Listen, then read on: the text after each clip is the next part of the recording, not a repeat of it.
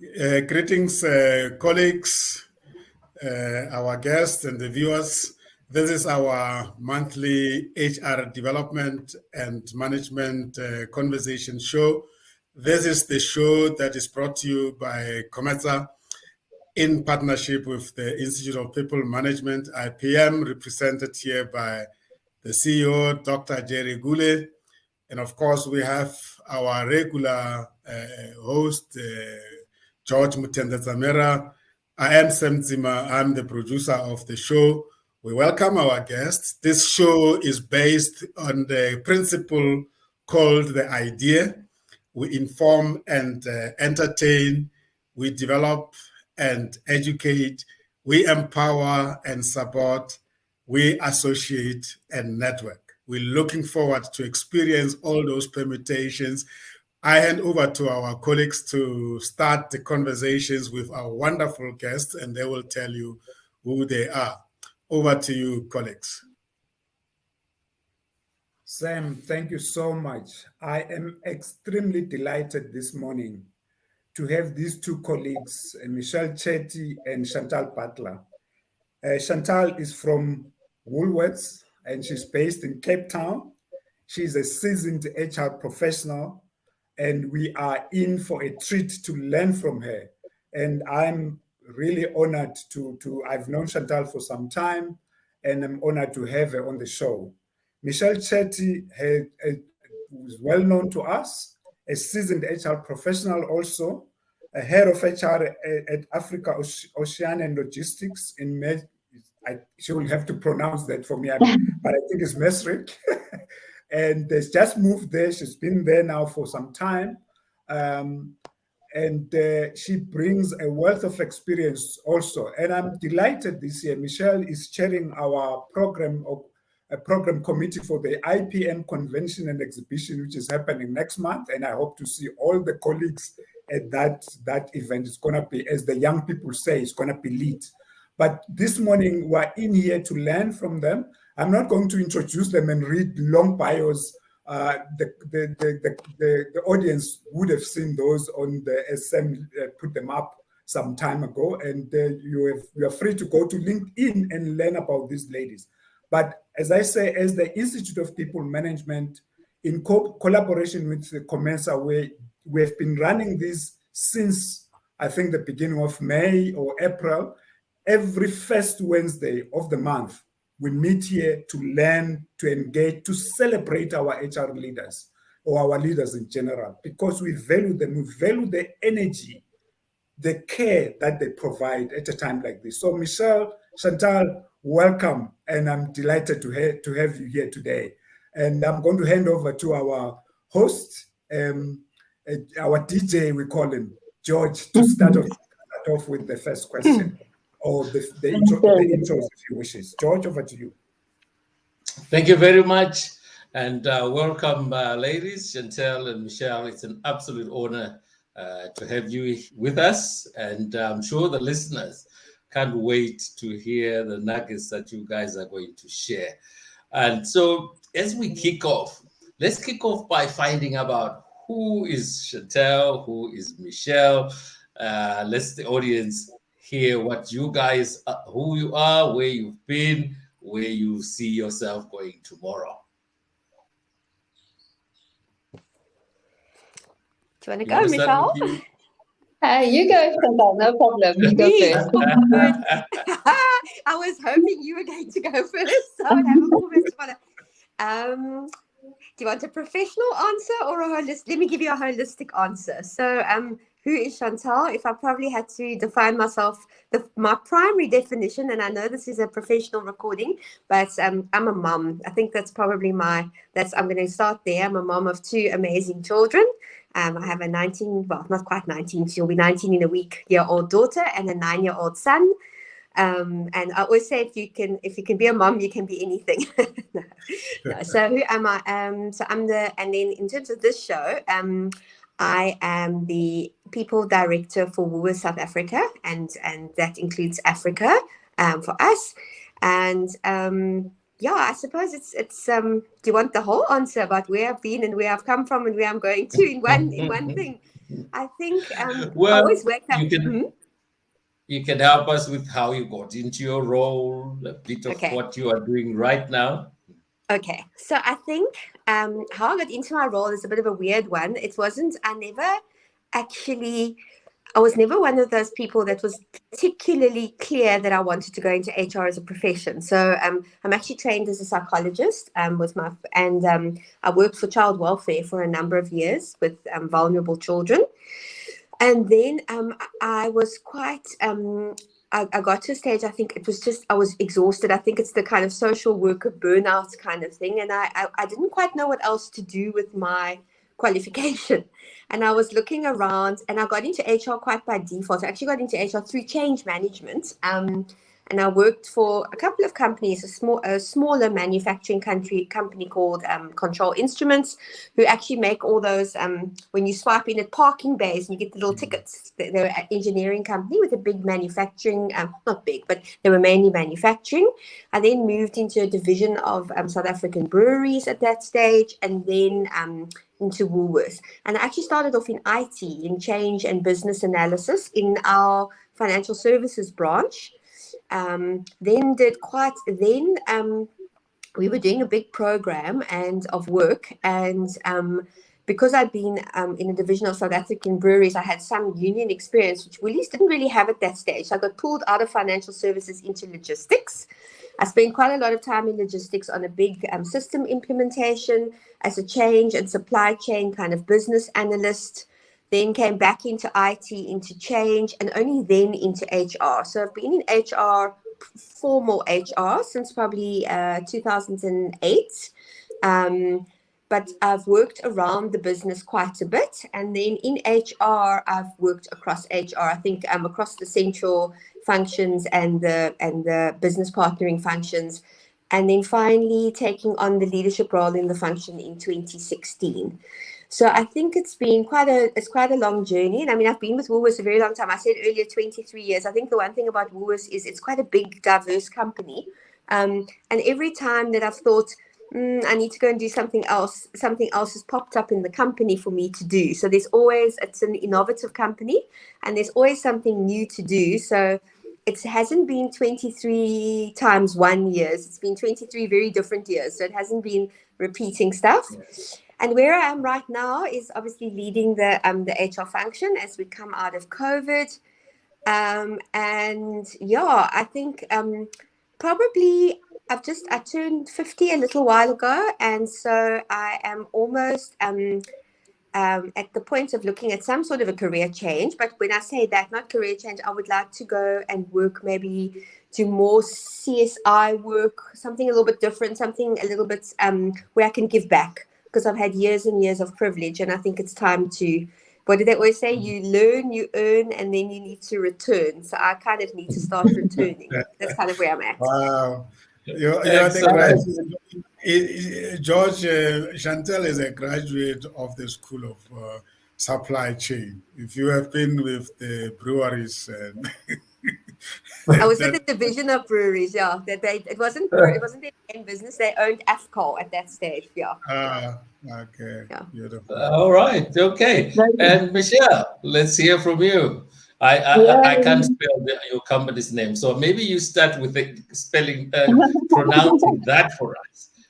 Yeah. So the name George is pronounced Mechell, like any other Mechell, but it is very different, and it makes for good conversation. So a little bit about me. I'm born in Benoni. I don't know if you know Benoni, but when people say to me they don't know Benoni, I tell them it's the same place that Charlize Theron came from. And then they go, and then we just get conversation. Oh, now we know it. I went to a public school. Both my primary schooling and my secondary schooling was a public school.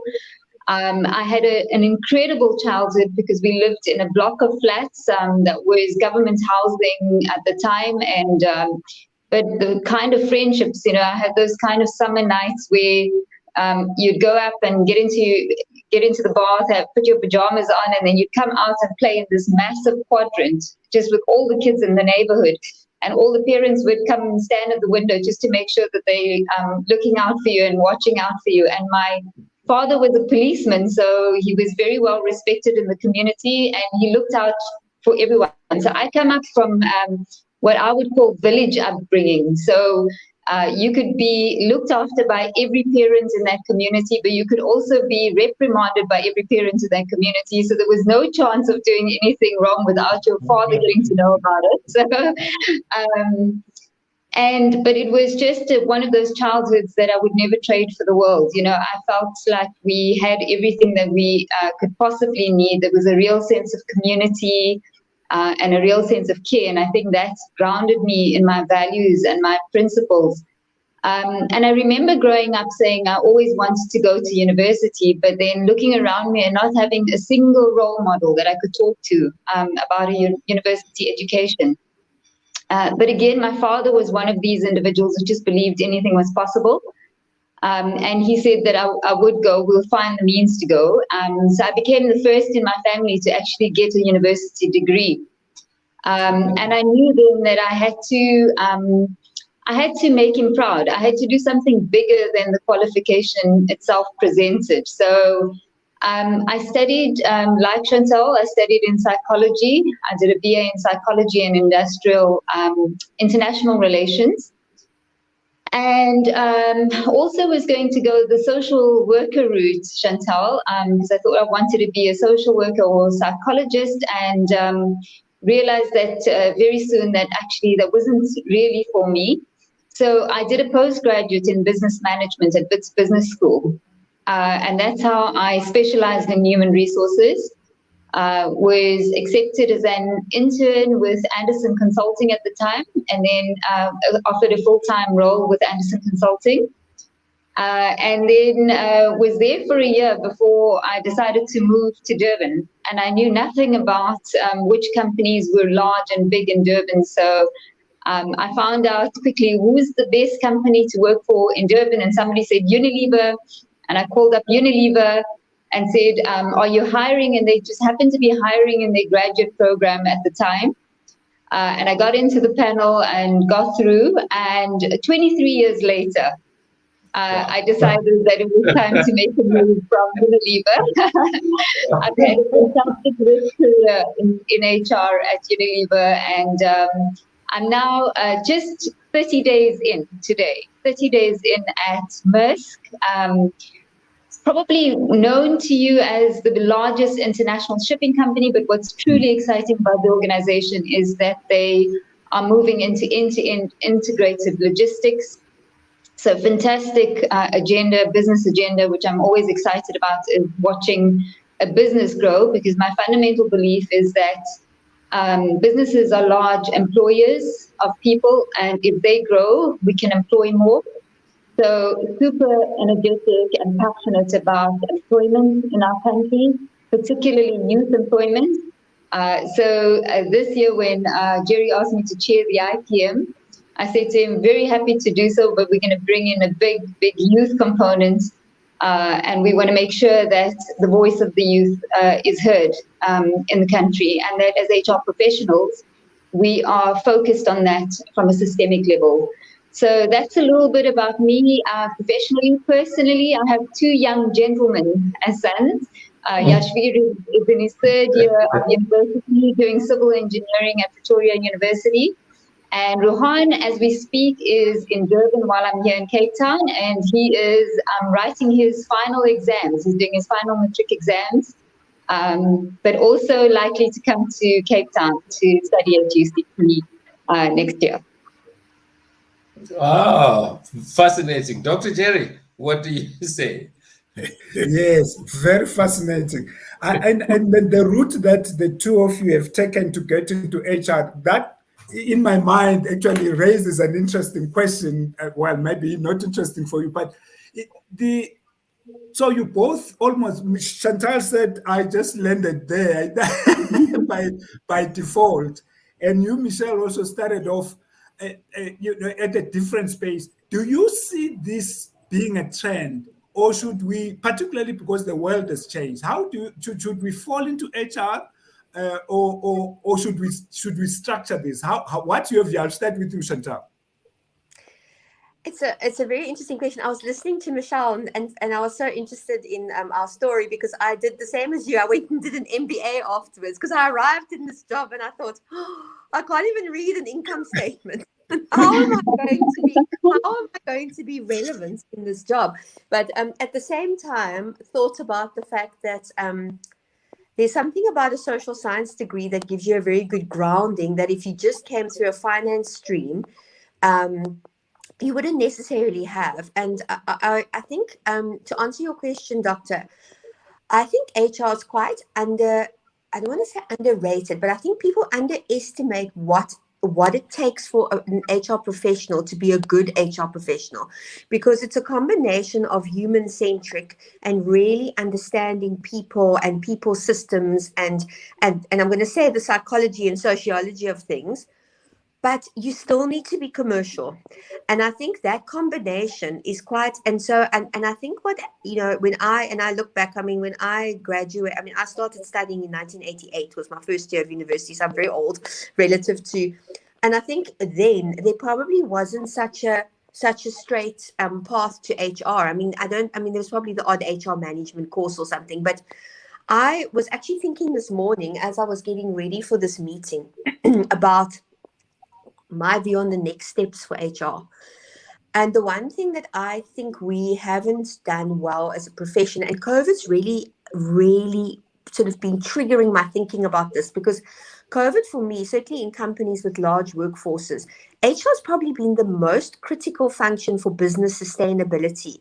And if I look at where we are now with the impacts of COVID, even hybrid working, which has got its benefits, but it's got its dark side in terms of anxiety, loneliness, disconnection, that sense of being stuck and not having, because for some people it's amazing to work at home, for other people it's not. So this whole concept of well-being, which used to be a nice to have part of your EVP, becomes a key business sustainability strategy, really, because your people need to be okay. They need to be functional to work. I've been thinking a lot about it and thinking that I know we've done a lot of work in South Africa to professionalize the function within the function, but I'm not sure that business broadly yet would recognize HR as a profession or business. I think you still have that thing where people will say, we need an HR person. We can take somebody who's had a big line management job, or we can take somebody who... They wouldn't do that with a financial director. So everybody understands what a CA is. I'm not outside of the profession. I'm not sure everybody outside the HR profession understands or even acknowledges that it is a profession, or would understand what that professional qualification would be. And I was actually thinking this morning, I wonder if the next step wouldn't be thinking about how we get the business community to understand that HR is a profession just like any other profession. And if looking back now, I wouldn't have put me in my job, if that makes sense. Like I wouldn't have taken me with my psychology degree and said, okay, I was in a change management job, so probably it's not that bad because it was a little bit more process orientated. But I wouldn't necessarily have taken that raw me and put me in an HR job. In a change job, I went in a change job and I learned over time. But I think that was then, this is now. The world is a lot more complex. The challenges we've got are a lot more complex. HR as a profession, it's not just about people management practices. It's about the sustainability of the country, employability of our youth. It's actually a very systemic job and a very strategic job. So I think it's time to start having those conversations with the university, but also with some of the business communities, the business leadership, the business forums, to start actually understanding what good looks like. I don't know if I've answered your question at all. It's very long. Music to my ear, Chantal. That's what the IPM is about, that this is a profession, complex, important, really necessary for us to sustain it and to make sure that we have the right people. Mechell, what do you say? Yeah, so I mean, Jerry, firstly, I'd say that in your upbringing, when you're being raised and parents have aspirations for you and you have aspirations for yourself, you talk about being a doctor, a lawyer, a teacher, an accountant. There are all these labels in the profession that seems to be valued, and no one talks about being an HR professional, right? So I think we need to talk about, how more systemically we can get the knowledge of the profession out there to larger communities, not only business, but schools, academic institutions, and so forth, and start selling it as a real professional. So I think that's something that we should collectively do. I think the second thing is the simplification of the title human resources. Someone tends to think it's as simple as hiring people, developing people, and firing people, and there's far too simple a definition of the HR profession. I think we need to go into what are the specialisms that exist in the profession. And it's becoming a lot more specialized in areas. And I think when you have had the cap of the HR generalist, then what you find is that when you want to do a team effectiveness session, you bring in a consultant. When you want to do a well-being session, you bring in a consultant. And I think actually more and more, as HR professionals, we need to build this area of specialization. So for institutes like yourself, Jerry, in the IPM, for academic qualifications and so forth, we should talk about areas of specialization within HR. Because I think something like organization design, for example, and honing in on design thinking is becoming a critical skill on how businesses organize themselves for success and for growth, how they go behind their biggest priorities and biggest growth objectives, and how you deploy teams to those biggest value added areas of the business. That takes design thinking, it takes organization, design principles, and so forth, as an example. And sometimes somebody is very good at doing organization design, but perhaps not a fait with employee well-being. So I think we need to think about within our team as well, who holds a specific strength in different areas. And you start seeing that evolving in the HR profession now as we go into what terms you might hear, people partners, and these are people who are obsessed with the people experience, right? So the employee experience day to day. And then you go into HR business partners who should be obsessed with the business experience and the business opportunity. And how do you align talent to the business opportunities? How do you design organizations to the business opportunities? How do you drive change management? That's what you're seeing. And then you have the back office that is obsessed with efficiencies in HR, and they're looking at digitization, automation, they're looking at streamlined processes, they're looking at efficiencies in terms of time to hire and so forth. And these are three very different skill sets. So for me, in summary, I would say we would get more value the more expert we get in the various fields, and the more we drive value for the business. Wow. Thank you so much for that. Sam? General,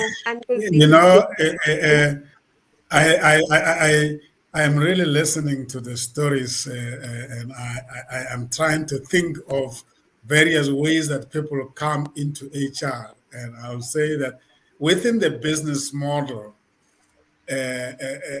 where do we place people before we talk about the function HR?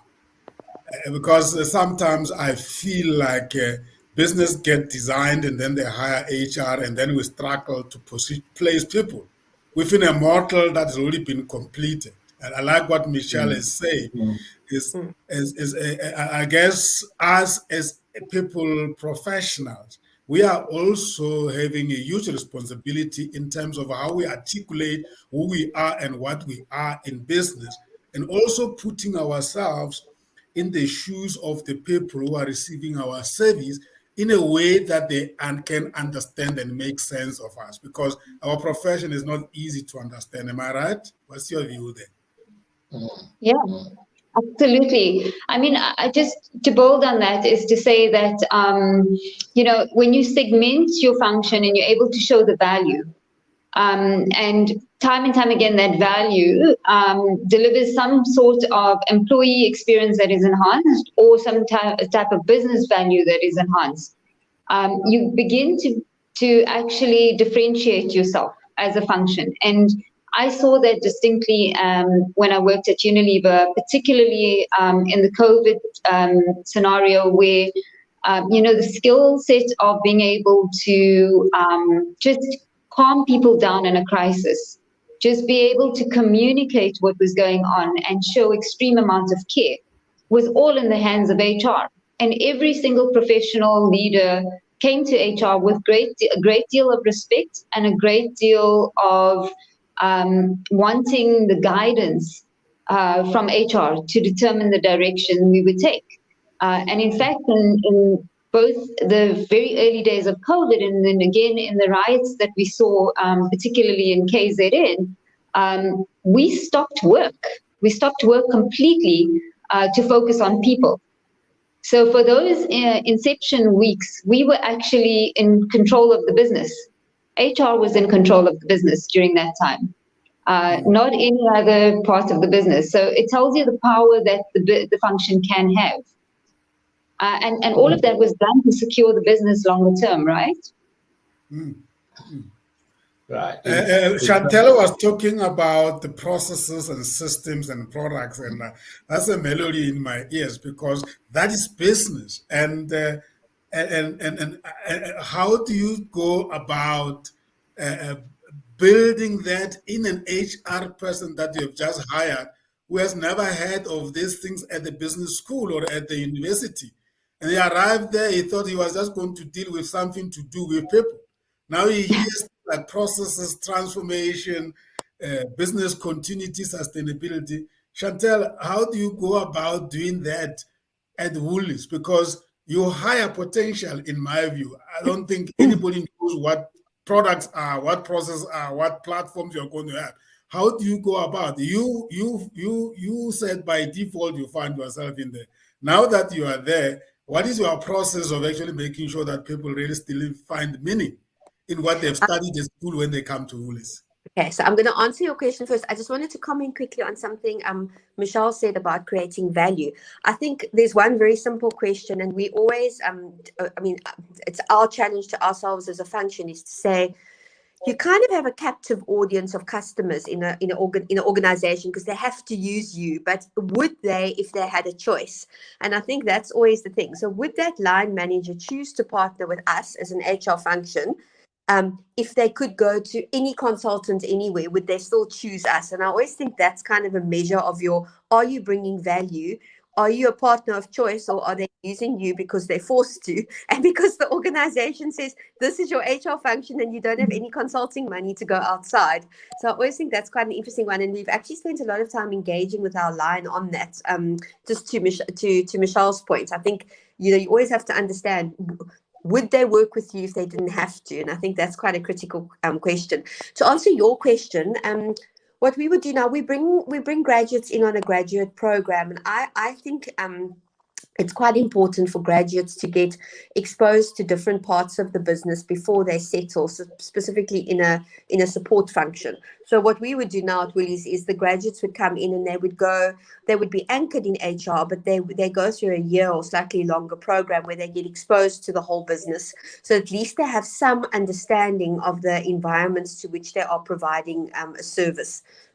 I also think sometimes, and it's a difficult one because I'm going to contradict myself a bit here. I did say that HR should be a profession, and I think it should be, but sometimes good HR professionals are made by good line managers.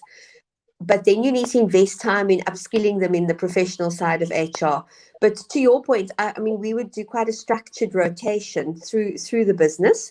And I think in our environment, you cannot be a good HR professional unless you understand and you've spent time in our stores and distribution centers, because head office is all very nice, but where the business actually happens is in stores and in our distribution centers. And that's where you have the real challenges of long shifts, heavy, customer, dealing with customers all day, the long traveling hours, retail hours. Retail hours is a big challenge. So I think we would immerse the person in the business, because depending on what they're doing. So if they're business facing, because they've got to understand this empathy. There's something about understanding the customer, the employee, the person for whom you're trying to create the experience. I mean, it's pointless you're trying to create an experience and you don't understand someone's world. And then there's specialists. So specialists we would treat a bit different. So if somebody comes in and they're an OD specialist, we would put them in the OD team. Or if they are a REM specialist, we put them into the REM team. So it's a little bit different. I mean, you would still expose them to the business, but not to the same degree as you would somebody that's more business or employee facing. So it would be a slightly different approach depending on where the person's going. Yeah. Before I hand back to George, I'm going to hand back to George now. Just have a couple of questions. One question for the two of you. This show, we find, of course, there's a range of people from around the world who are listening to the show. But speaking to the young person who wants to be either an HR leader or an HR specialist, but to grow their career in this space, or a leader in the business, what advice, given the fact that you have seen leaders in your profession or in your career, what advice would you give a young person a graduate coming out of wherever they are, having these aspirations? I want to be a leader one day. I want to be very good in HR one day. I'll start with you, Mechell. What advice would you give them to really have traction and to grow their career and professionalism? Yeah, Jerry, for me, the first thing is it's the belief. So the first thing that I always talk about to my own children as well is the belief that you can do it. And so if that is something you're passionate about and a dream that you want to follow, have the belief in it and put the stake in the ground that that's the path you want to follow. The second thing is surrounding yourself by people who can support you. Having a support system is really, really important, and particularly people who are in your fan club, what I call your fan club, people who are going to prop you up, not put you down or give you 100 reasons why you can't do it. Find just 5 reasons why you can do it, and then surround yourself with many mentors, so people who have done the aspiration that you have. So people who have been in the HR profession or have studied in that field or so forth, and be super curious. So I think the first thing is belief. The second thing is curiosity. Just ask lots of questions, learn about the subject, read up on it. I think you'll find that there's so many avenues to explore in the field of HR particularly. And the third one is actually learning agility. So, I am constantly learning in my own profession.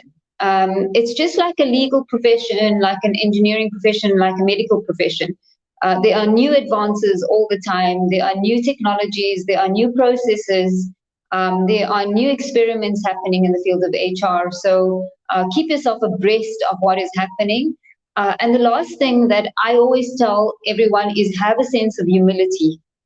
I think this notion of I know it all because I've graduated or I've got this title or whatever is abandon all of that and just show humility.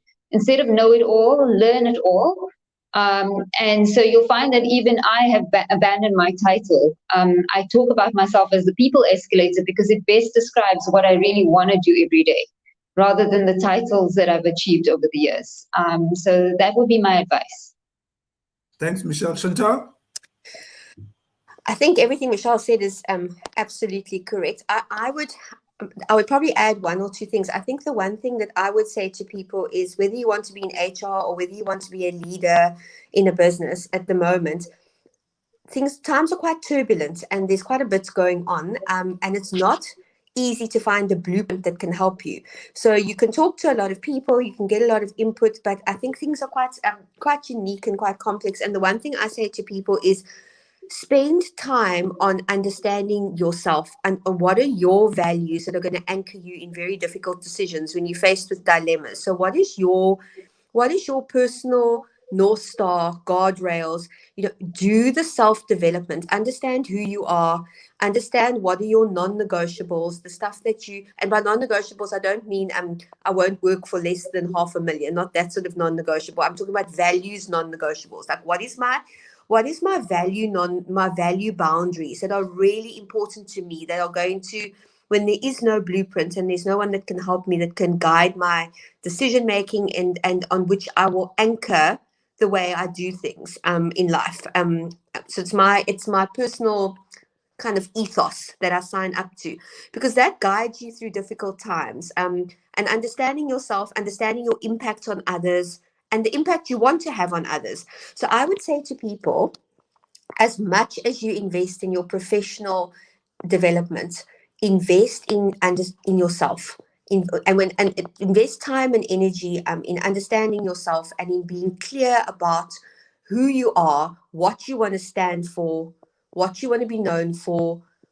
How do you want to show up every day? What are those things that you want to be true to, that are important to you as a person, would be my advice. Because you can go into many jobs, but you know what, unless you get to the point where you know what is important to you and you're authentic to that, you're never going to be grounded. And there's something about HR, you need to be grounded. Any leadership role, actually, you need to be grounded, and you need to know where your boundaries are.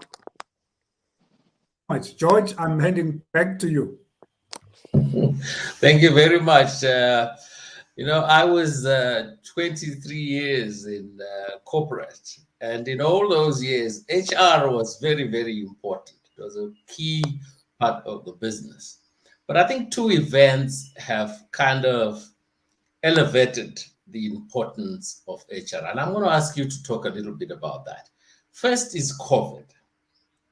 And then for us as South African companies, the unrest that happened some months ago.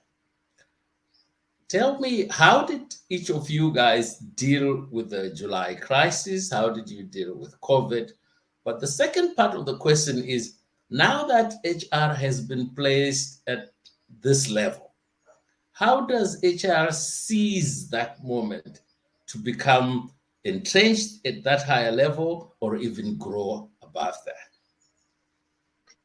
Yeah, George, I will go. I mean, the last 2 years have honestly been game-changing years for us as leaders, as business owners, as HR professionals. And we should hang on to that. As tragic as COVID was, or as tragic as the unrest was, there are lessons in every travesty, right? And I recall the day that we were alerted that we had the first case in South Africa, and being able to respond to that as the HR person, and sending people home. We received a message from our global CEO at Unilever. It was on a Thursday, and he said, by effective that Monday, people should be working from home. And it was Thursday at 12 o'clock that we called a quick town hall, and we said to people, actually, we're not going to wait till Monday. If you have your laptop with you and you can gather your goods today, you can start working from home by this afternoon, and we'll keep you informed as we go. And most people, I would say about 80% of people, took up that option. A couple of people needed to come back that Monday morning to grab their stuff and work. And why were we able to do that? We were able to do that because we were at the forefront of agile working practices, digitization, enabling people from an IT perspective months and years ahead of when a crisis would hit us. And we were able to get everyone connected, I think, within a 2-week period, because it was only those individuals who didn't have Wi-Fi at home or connectivity at home that we needed to see to. But for the rest, basically 80% of our operations were up and running immediately. So I think the first learning for me is preparing yourself and anticipating for the future, and that you cannot ignore digitization and automation. It needs to be embraced, and embraced to an extent that helps you become more human-centric. And in this case, we were able to accommodate our employees through digitization. We were able to protect them through digitization. That was the first lesson that we took out of it. The second thing is, we had this link to digitization. We had this massive program where we were going to put people through lots of courses on digitization and becoming enabled digitally. And there was a whole campaign around it. And actually what we recognized in the 2 weeks that would follow COVID is actually people learned how to use MS Teams, how to upload their files, how to do all sorts of things on their own. So do not underestimate any individual's ability, young and old, to just get on with it.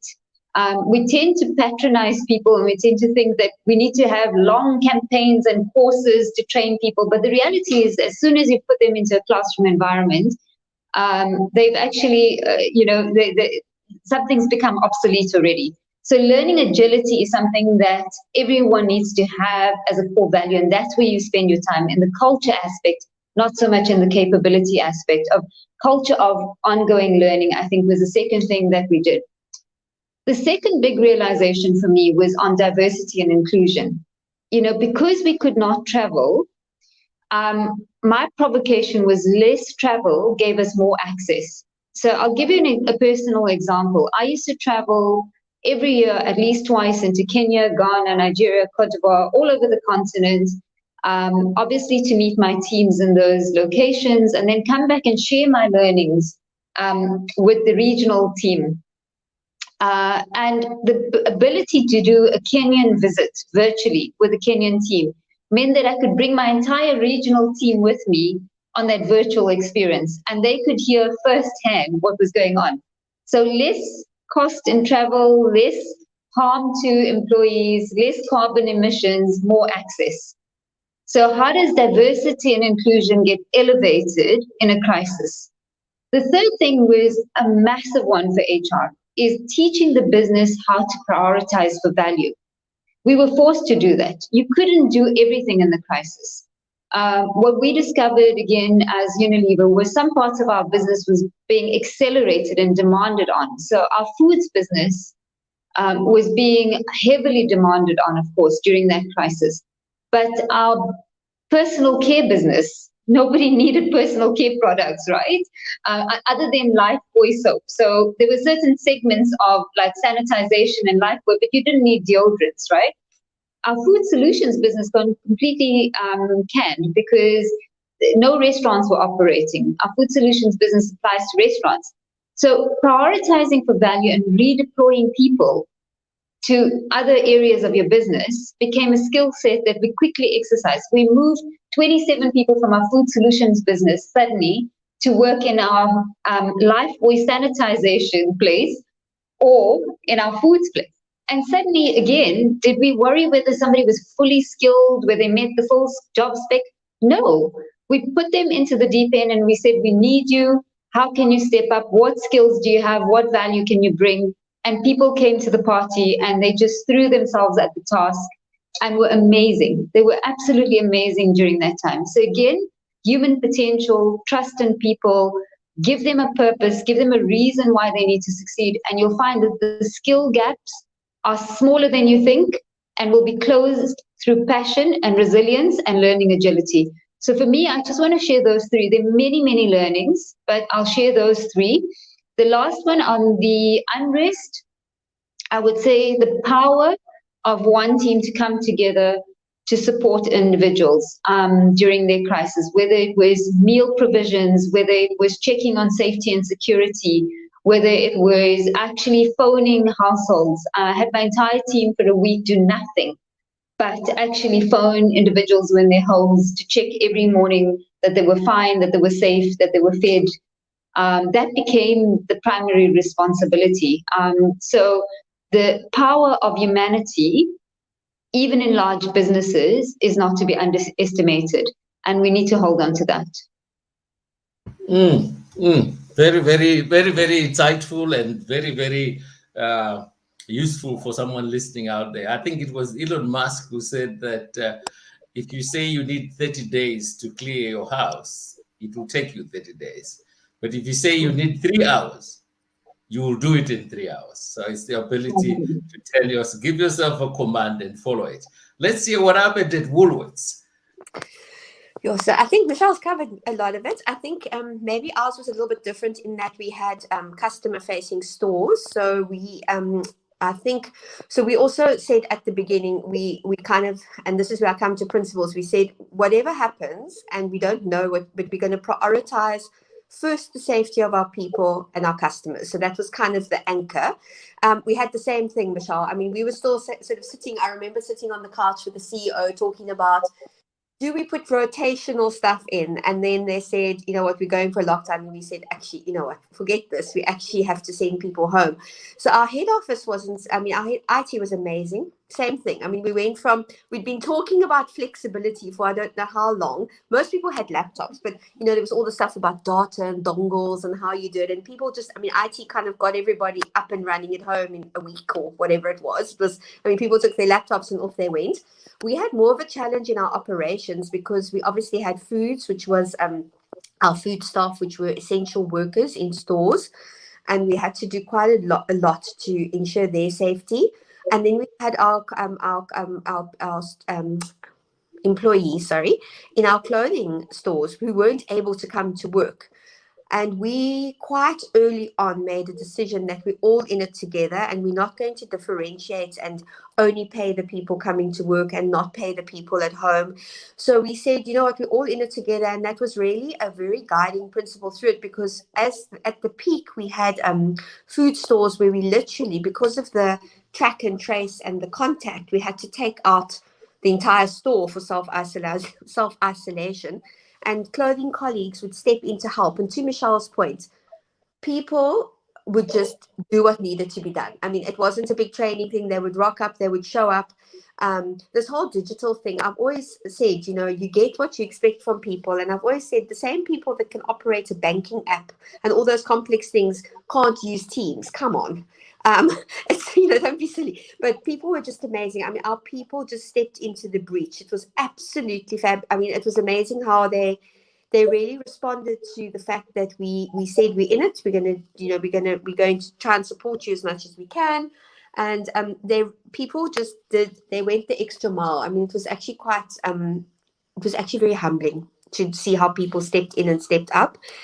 The one thing I would say, so the one thing about humanity, and we saw it, and it comes back to the role of HR. So I think we know we've got structural inequality in this country, but we saw it hugely during COVID.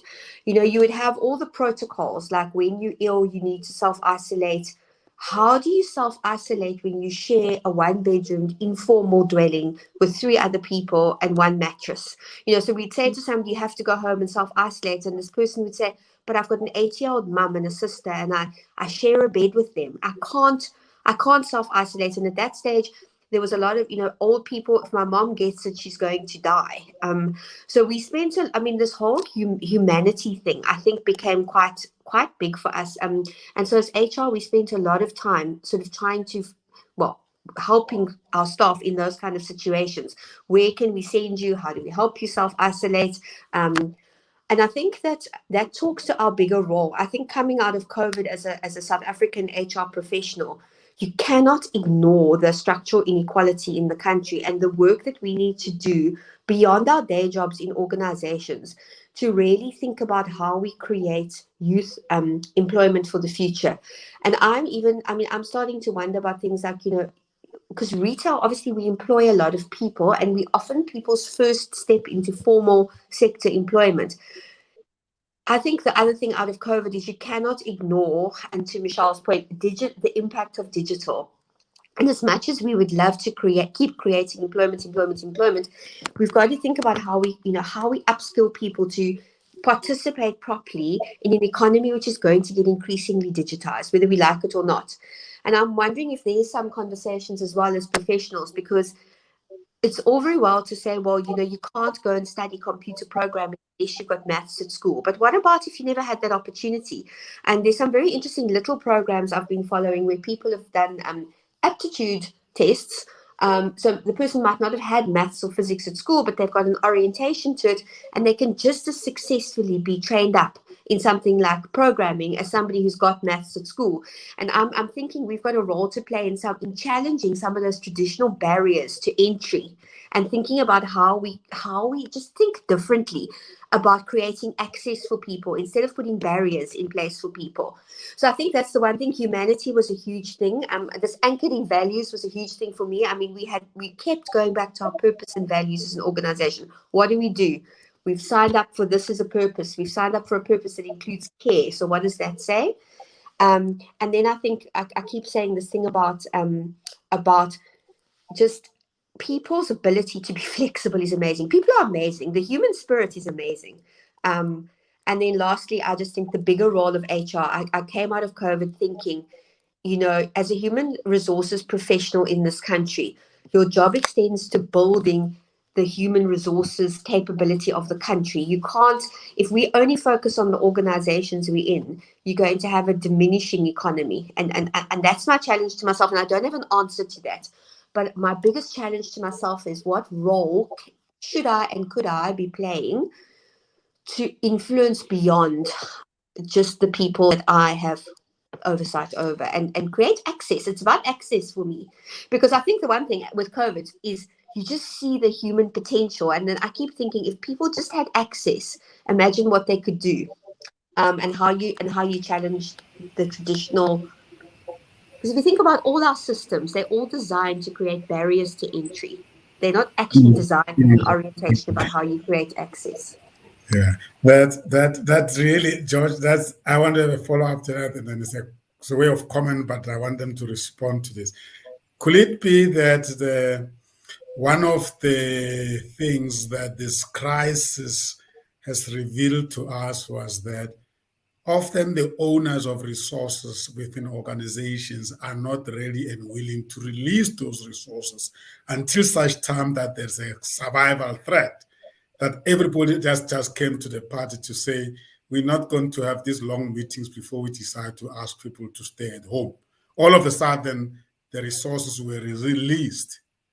And then all of a sudden, the magic was revealed in people. That's one point. The second point is, could it also be that we are responsible as managers and leaders for poor performance of people? Because we always create this comfortable environment and then we expect performance to happen. Now, COVID did not give you that chance.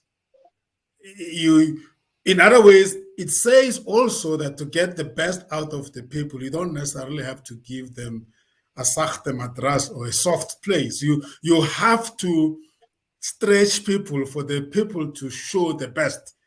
And that for me is also a competency of human resources or line management. That for you to get the best out of the people is not to create a comfort setup for them and say perform. You need to stretch them with love. I don't know what your perspective is, but it sounds like you have just said it. And if you just reflect on that a bit. Yeah, I mean, I think it's a very valuable conversation to have amongst HR professionals. The first one is about the fight for resources, and every HR professional will have this, where leaders will come to them and feel that they can only carry on a piece of work if they're given an additional FTE. You know, can I have another person in my team and then I can make magic happen? And we've been trying to actively break down this paradigm or this mindset that you need more resources in order to make something happen. The flex models or the open talent economy or the gig economy is definitely the way that we're starting to go. And I believe that actually if we embrace it properly, what you can actually do is create more opportunities, particularly for youth to come in on the pie. What do I mean by that? We need to get smarter at breaking down work, number one.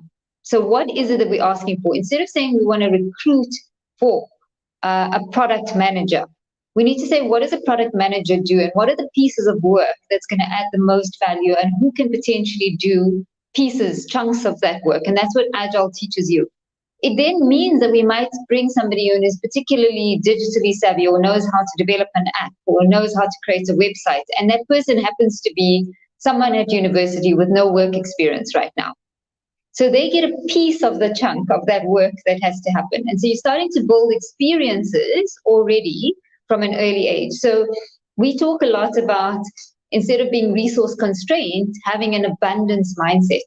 To say, have you tapped into your alumni? Have you tapped into gig workers? Have you tapped into students who are studying in this field?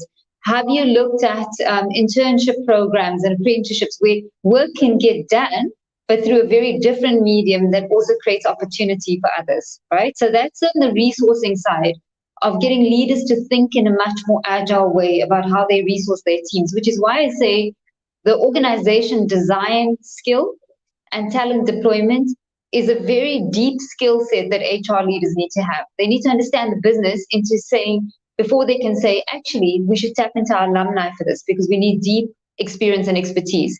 Or here we can tap into the gig economy because it's something we're developing from start in the digitization. Or here we need somebody who's had 5 years experience within our business. You need to be able to understand the need first in order to deploy the resources. But you had a second part to your question around performance management.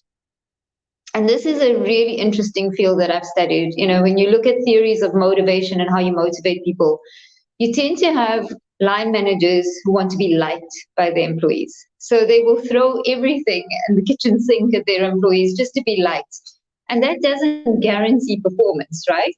And then line managers go, but well, I treated them so well. So I think you need to treat employees compassionately. And I think you need to be invested in employees. You need to keep them engaged and motivated and understand their individual motivators. Not everybody is motivated by the same things. Not everyone is going to be motivated by a salary increase. Some people need a flexibility in family circumstances. So understand the motivators of each individual in your team. That's being human. Then the second thing is understand why people work. You know, it's very easy to say what you have to do and how you have to do it. But for every individual, why they come to work doing what they do is important. And that's the purpose stuff that Chantal was talking about. Know what anchors you, know why you're passionate about this. I know why I'm passionate about human resources, right? And when you know somebody's why, you can tap into that and enhance their existing strengths and their existing passions. And the third one is holding people accountable. Just getting people to do what they said they would do. You know, contracting up front, what are you going to do for the next week? How can I support you? And then following up that next week to say, how did it go? What did you achieve? Why wasn't something delivered? You know, you can do that very respectfully. The problem that I see is line managers leave it for 6 months. They leave an issue to perpetuate for 6 months. And then they've been quietly gathering evidence on their own without one conversation with the individual, and then want to bring that to HR as proof of the individual not performing. Whereas actually it's every line manager's duty. In fact, what defines a line manager is their ability to actually develop, mentor, grow, and coach talent every day in the moment. So when somebody doesn't perform in your team, the first place you should look is to yourself to say, what could I have done better as a leader to get the person to perform? So I think it's a very interesting field. I can probably talk for a whole nother hour on performance management. Because we tend to leave it for the last 3 months when it's a little bit too late. But it's actually performance improvement that we should be focused on. Wow. Wow. Any views on that? Yeah, I mean, I want to just two views. The one thing Mechell was talking a bit about org design. I mean, I honestly think there's this concept that's emerging of sort of people architecture, and I think that's exactly where we're needing to go to. You know, you need to architect the business, and then you understand how you deploy your talent to support that. So I completely support that. I mean, it's not org design about who reports to who. It's really about what resources have we got? What's our budget? What material have we got to work with? How do we architect the organization and then deploy optimally? And it becomes a very specialist skill to do that. And I think probably one of the skills as we move into a much more volatile environment, and actually I think out of quite stable structures into more network structures, pulling people together more flexibly to deliver pieces of work. This whole the HR specialization of org design or people architecture, I think is going to be a critical skill for the future. And it's one that you can't, I mean, if you go and Google, if not me, there's not a lot of writing on it. There's not a lot of work, done on it. And I honestly think if you had to pick one of the one of the specializations that's going to become quite critical and prominent for HR going forward. It's that ability to be able to architect an organization and think about how you do it within certain constraints, and for certain outcomes. And so I think that's probably going to be one of the things that HR, if you're really wanting to add value in HR, that's probably in my sense going to be a specialization. It's going to become increasingly important. And then on performance management, I mean, my CEO always talks about high challenge, high support. And I mean, it's a very simple, almost a cliche, but I think that's absolutely it. I think you can't, you've got to challenge people. People want to feel stretched and like that they need to grow, but they also need to feel like you're in it with them. So I think it's that balance of challenging, stretch goals, calling people, taking them a bit out their comfort zone, but also them knowing that you're there to mentor them, coach them, support them on the way, so that it becomes a learning journey, not a fear journey. So I think that's if line managers get that balance of challenge and support, I think it's absolutely right. And I mean, to your point, Mechell, absolutely. I always say when line managers come to me with that story of, 6 months, I'll go, okay, let's just take one step back. If you were your employee, what would you have expected your line manager? How would you have liked to be treated? No, I would have liked somebody to tell me where I was going wrong. I'm like, okay, well then go do that then. Because it's so I think it's quite a simple thing. Like if I was the employee, how would I have liked my line manager to manage me? It's always quite a simple but quite a profound question, actually. Absolutely. I'm going to ask you this question from my perspective as a coach. And it is, we're going through very, very challenging times for everybody, home and away, as we like to say. What are you doing for the well-being of your staff? How are you helping them cope with this situation that we're faced in? Maybe Mechell, you can start. Yeah, I'll talk a little bit about both organizations because, as you know, I've transitioned now to Maersk, and I'm just on my first 30 days. But at Unilever, we talked about well-being as a strategic priority. It was really important that people were looking after themselves. It was easier said than done. That's the one thing I would say, is because there is just so much coming at you every single day and so much newness that to recalibrate your mind around what is happening all the time in itself is stressful. And so one of the things that I really drove hard was actually saying no to new things or saying no to things that did not add value. And if you said yes to something new, what were you going to drop? So what was going to have to stop in order for you to make space for something new?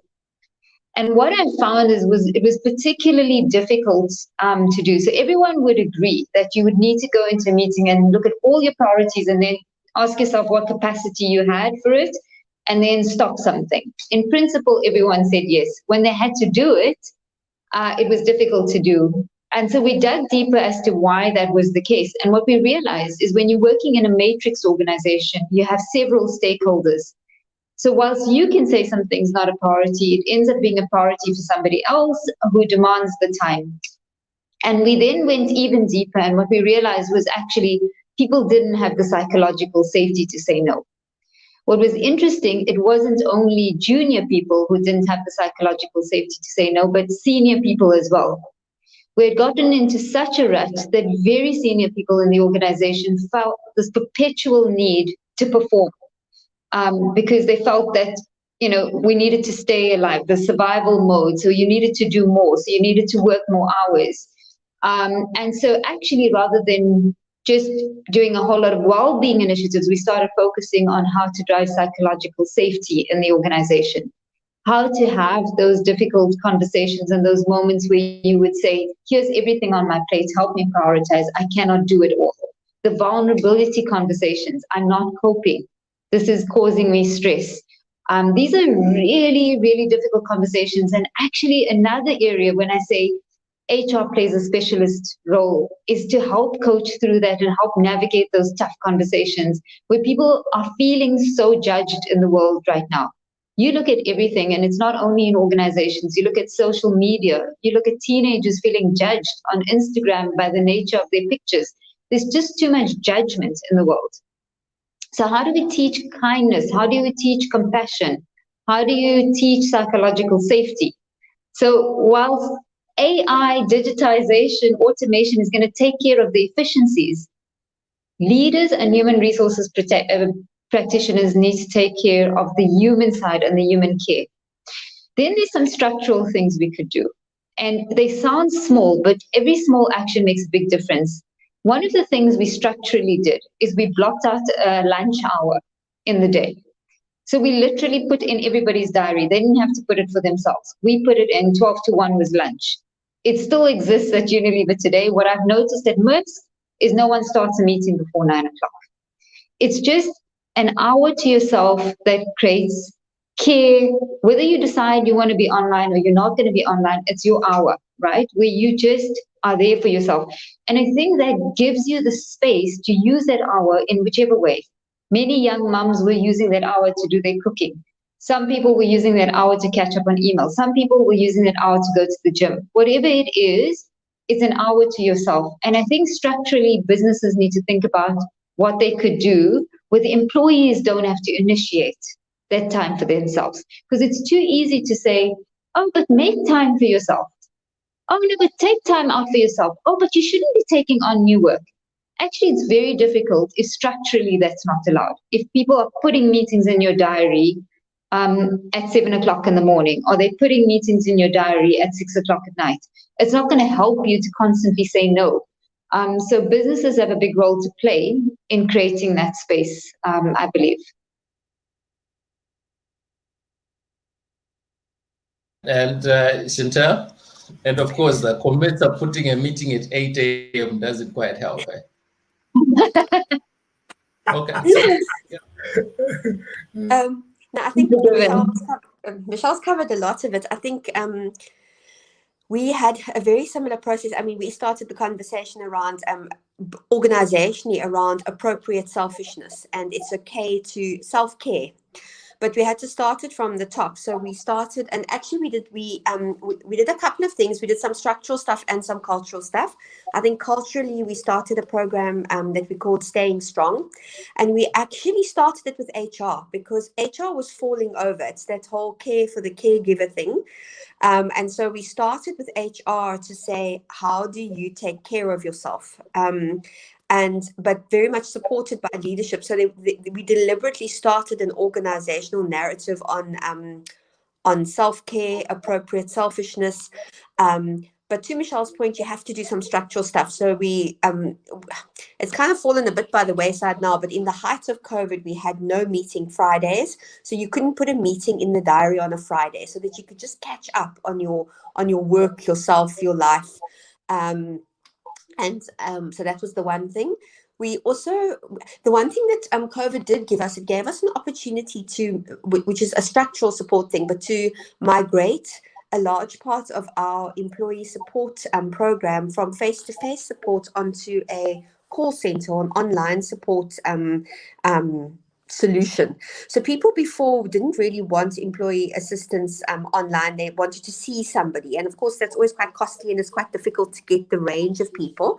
With COVID and not being able to see people, we changed our model, and it gave us a very good opportunity to provide support virtually, but we were able to change the model to offer a much broader range of support, from financial to health to nutrition to anxiety, specialist counseling, grief counseling, because people were losing people, and we did recognize the need for grief counseling in a multitude of languages, a multitude of spiritual orientation. So we partnered with a service provider that and that really helped us a lot in terms of the support offering that we were able to provide, and employees really took us up on that, and we encouraged people to make use of it, and they did. And then there was some leadership role modeling. So I mean, I think we started with senior people got sick in the organization. We encouraged them to say they were taking time off because they had COVID. A couple of senior people had long COVID. They spoke about it. They said, I'm taking off a month. I'm not well. I'm not doing well. or I've lost a parent or a family member to COVID, so I'm actually taking the time to look after myself. So we tried to create cultural signifiers that gave people permission to do the same. So I think very much what Mechell was talking about. I mean, it's the same kind of, because actually people, and then practical stuff. Like I would say to my team would say, but people put things in my diary. I'd say, but block your diary. You know, go in.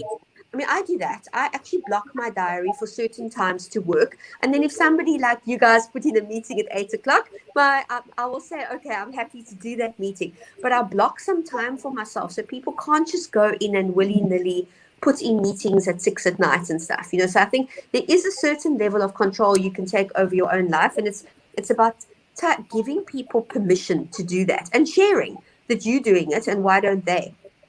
So I think it's a combination of culture and a combination of structural stuff.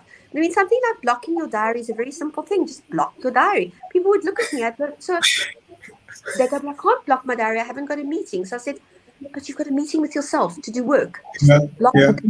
Beautiful stuff. That speaks to self-awareness and self-management and leadership. And this is coming out very loudly in both of your statements. And I think I can locate this within your own profession, where you come from, because of your psychology and all this. And this is not always available with other managers and leaders. And I'm sure your companies are benefiting a lot from this perspective that you bring into your leadership practice. But I see very little of this being given to other managers and leaders, especially line managers, to help themselves. Before you can really be very good at taking care of others as a leader, the whole aspect of self-awareness, self-leadership, that you can't be a great leader of others if you're really very poor in leading you and managing yourself.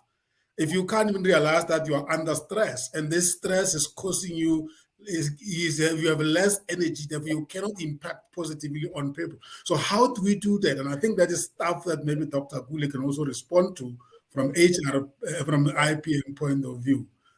Because I'm sure there are a lot of organizations out there who don't have leaders like two of you, that really don't even realize that the biggest problem is not in leading others, but it's leading ourselves, so that others can really imitate us, and then this becomes practice within our organizations. Yeah, I agree. Spot on, sir.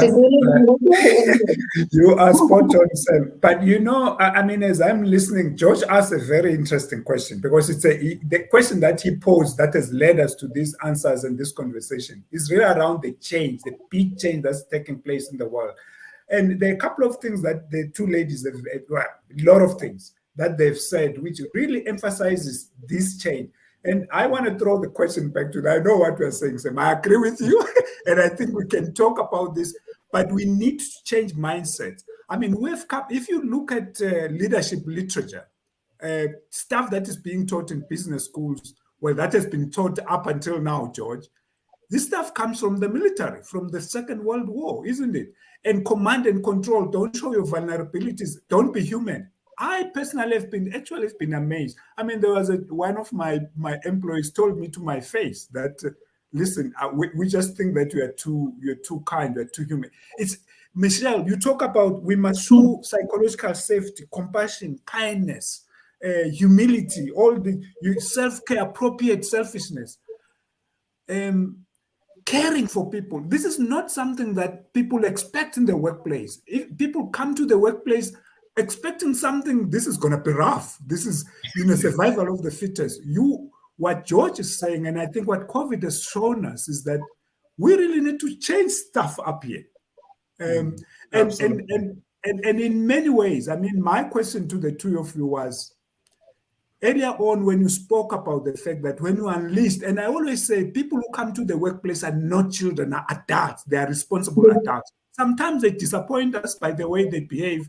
That's why we have the Zondo Commission in South Africa, because people misbehaved and they just did stuff they should never do.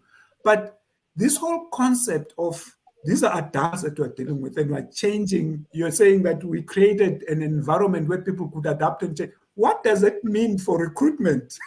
Sourcing into organizations. What do you do now when you source talent from the market? What do you look at? Does it mean all the parameters that we used to use have to be thrown outside the door? What are we going to do? Questions to you, Mechell. Let me first comment and give you a good example, on creating psychological safety and performance. And I talk about discretionary effort. The notion that somebody will want to give you more than you ask for. And that's the real secret weapon that leaders don't know about. They don't seem to know that actually the more compassion, the more kindness, and the more stretch you give, the more discretionary efforts. I have never wanted to disappoint a leader who gave me space and time to be who I was and to look after my personal conditions at home. I've never wanted to disappoint them. So I delivered and I went the extra mile because they gave me that space. And that's the secret weapon leaders need to know. They fear that if they give people time off, people will deliver less. And that fear grips them and they cannot get the discretionary efforts out of everyone. They cannot get the true potential out of everyone. And that's really sad, right? So I would really advocate for people to disrupt themselves in their minds, as you say, Jerry, to believe that people will not let you down as a starting point. That's what I would say. And, a real example, I used to have a leader in my team.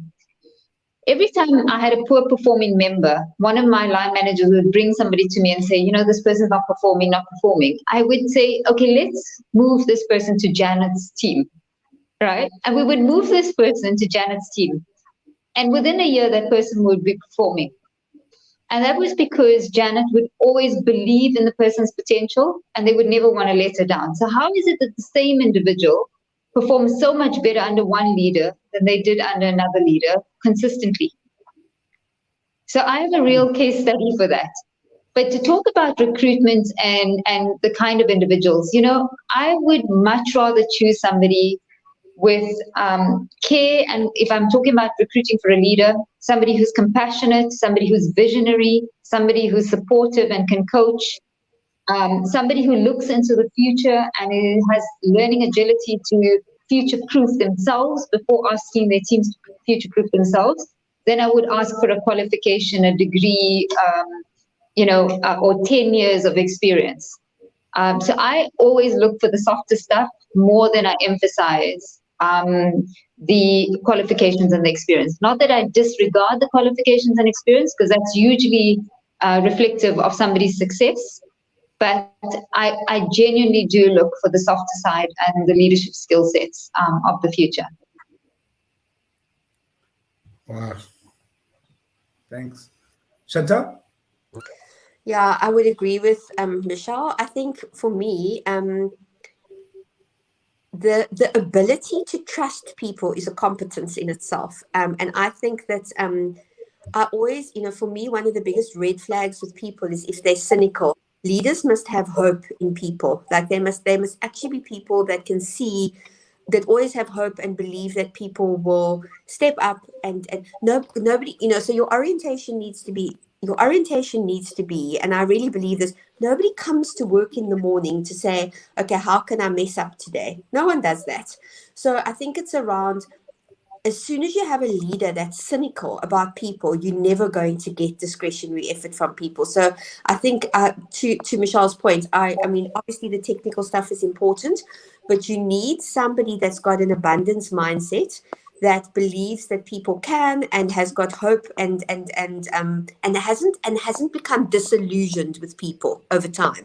So I always find it's a red flag if there's a narrative coming from a leader that says, oh, people, what people are like, they like this, they like, I'm always like, that's not, you want somebody that fundamentally believes in the goodness of humanity and has the ability to trust, because once you become cynical about people, you don't trust them. And I honestly think you earn trust by giving trust. You've got to give people, you've got to trust them and give them an opportunity to show up and see that they're trusted. 99% of people respond well to that, I think. Very few people abuse that trust. I mean, it's always like, I always look at policies and I say, you design your policies in the traditional world. Policies are designed for the 0.02% of people that are actually going to do something and deliberately try and take advantage of the system. So I think it's absolutely that. You want a leader that's forward-looking, a leader that believes in people, that believes in human potential. Is I think is absolutely critical. Yeah. Can I just Sorry, add George. one I thing? need to throw this one in here. So these leaders have hobbies, have things that they love and they things that they hate. I just want to know from them, George, Mechell, you have traveled across the continent and other parts of the world, and the same with you, Chantal. So what is your best cuisine? Which country, and what is it that you enjoyed when you're traveling there? For me, I've always enjoyed the fish in Côte d'Ivoire. I think it's called tilapia and in Côte d'Ivoire. And whenever I go there, I order that particular fish, and with the lovely crisp vegetables, it's my best meal that I've had, actually. Indian food.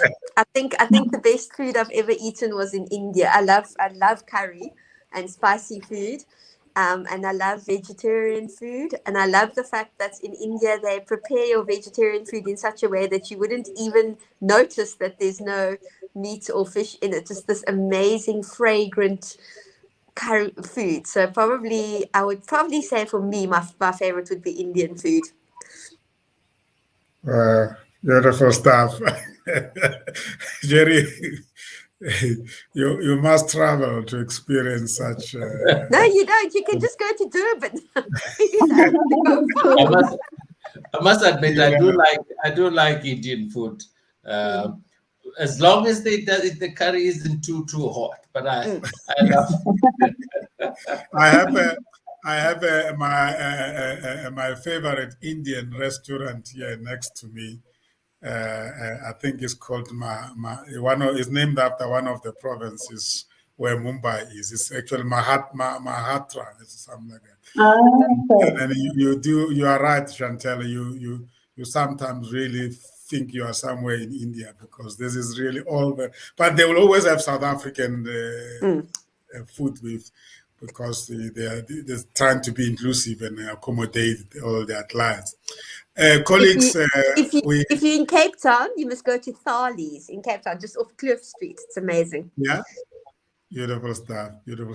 We are left with 8 minutes. I would like us to use these 8 minutes to sum up what messages we have been bringing up. Because as much as we are indulging in these conversations, we are speaking to a bigger audience there, and we would like to help them sort of like capture what we have been discussing into something concrete that they could use for their own organizations. If we could just reflect in terms of what we have been confirming with this conversation, what do you think are the takeaways for the people that are listening to us, even for ourselves? And what are the immediate things that we think, as a result of what our conversation needs our attention? So we can talk the whole day, but unfortunately we have to bring this to closure. And it's been wonderful. I really enjoy the conversations. If we can all start with our guests, and then I'll end up with my colleagues, and then I will close the conversation. Chantal? I'm actually going to, my key learning or key takeout is actually from something Mechell said. Sorry, I'm going to steal your key message, Mechell. I just think there were two things for me from what Mechell said that would be my key takeouts, is that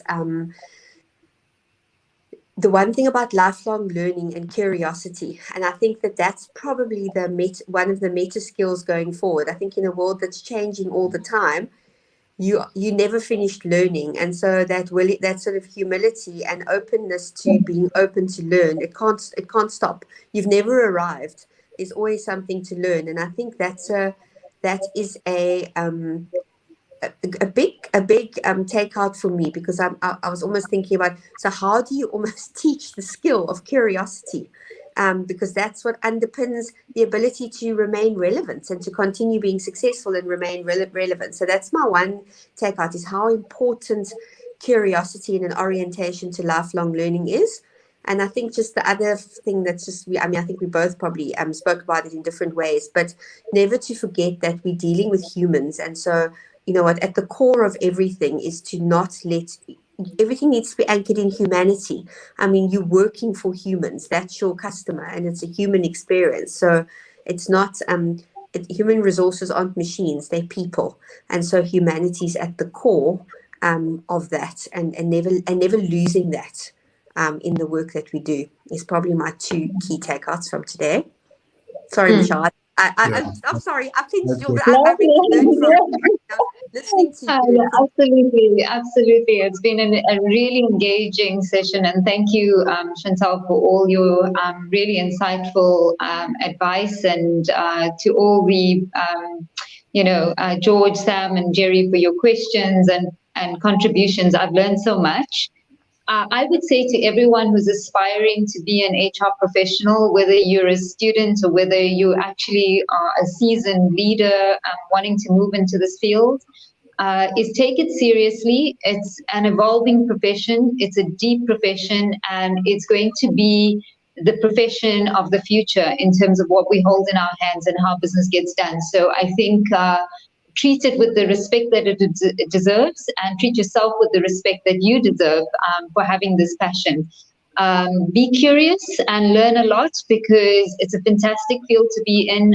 It's the reason I've stayed for 25 years in this field, and continue to learn and enhance my own ability in this area. So I think continue to go into forums like the IPM event. You're going to learn from other leaders who've been in this field. So be curious in that way. The other thing that I would say is, you have such a profound ability to influence business leaders and how they lead, and show them how kindness and compassion actually delivers business results. Show them how prioritization in the world and focusing on real value-added work creates movements. Show them how the HR profession actually can have a voice when it comes to things like mass-scale unemployment, or just the divide between the haves and the have-nots, and how HR, through the work that we do in upskilling, through the work that we do in creating employment opportunities, actually can positively influence society and can create great opportunities in the world that we work in. So I think there's such a vast area that we can learn from. We've got such great influence.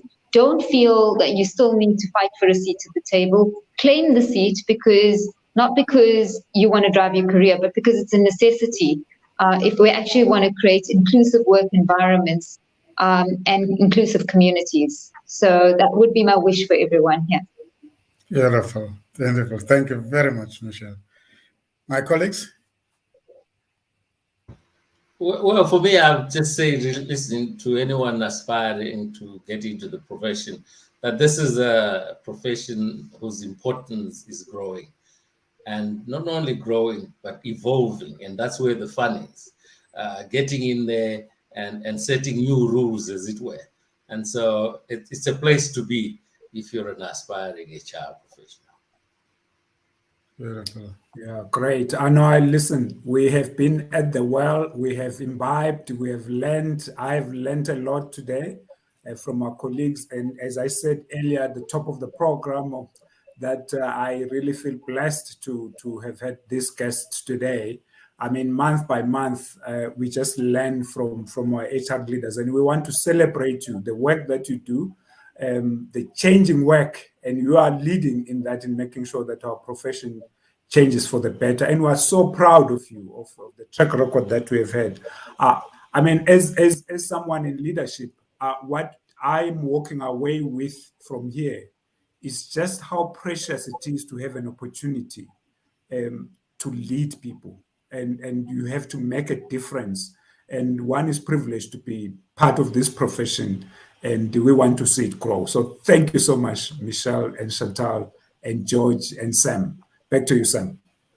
Beautiful. Thank you, colleagues. Thanks, Mechell and Chantal. Beautiful indeed. We really enjoyed it, and I hope our viewers have taken something with. This is the show that honors people like yourself, leaders like yourself, and we are really privileged indeed to have you spending time with us. This was our monthly HR development and management conversation show, the show that is brought to you by COMETSA Global Online Channels in partnership with the Institute of People Management, IPM. We are designed on the principle, the idea. We inform and entertain, we develop and educate, we empower and support, we associate and network. And I hope we have lived up to that. Thank you very much. We look forward to engaging with you, viewers, next time when we will be hosting the other two powerful ladies in the HR fraternity, leaders in their own right. Thank you very much. Take care and be safe. Goodbye. Thank you.